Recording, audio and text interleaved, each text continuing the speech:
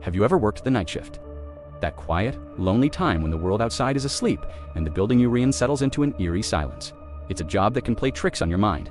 Tonight, I'm going to tell you a story about a security guard named David who discovered that some tricks aren't just in your head. David was doing his usual rounds in the sprawling, empty office complex. It was a new building, but parts of it, like the basement, felt ancient and forgotten. Down there, amidst dusty boxes and discarded furniture, he found something odd. Tucked away on a forgotten shelf was a single, unlabeled CCTV tape. Curiosity got the better of him.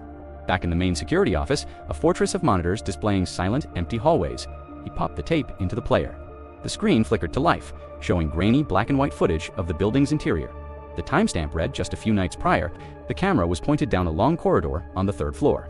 Suddenly, a figure entered the frame. A man just walking. There was nothing particularly unusual about him. Just a guy in a simple jacket, strolling through the deserted building after midnight. David leaned closer, trying to get a better look. He didn't recognize him. No one was scheduled to be in the building at that hour. The man continued walking, his footsteps silent on the tape. He reached the end of the hall and turned a corner, disappearing from view. And then, something happened that made the hairs on David's arms stand up. The camera, which should have been fixed in place, began to pan. Slowly, jerkily, it moved to follow the man around the corner. It was impossible. These were old-school stationary cameras. Someone would have had to be in the room, physically moving it. But the room was empty. David knew it was. He felt a cold knot form in his stomach as he kept watching. The camera continued its unnatural journey, tracking the unseen man through hallways and across empty office floors. It was as if the camera itself had a will, a ghostly operator guiding its gaze. The footage was becoming more and more unsettling. The silent pursuit felt predatory. Finally, the tape reached its end. The camera stopped moving. The image it settled on was chillingly familiar.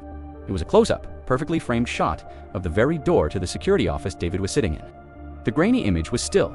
A silent sentinel pointed directly at him from the other side. David's heart hammered against his ribs. His own safe room now felt like a cage. He reached out a trembling hand and hit the pause button. The image on the screen froze, and in the sudden, heavy silence of the room, he heard it. Asterisk. Knock, knock, knock. A slow, deliberate knocking coming from the other side of the door. The very same door he was staring at on the screen. He was completely, utterly alone. Or so he had thought.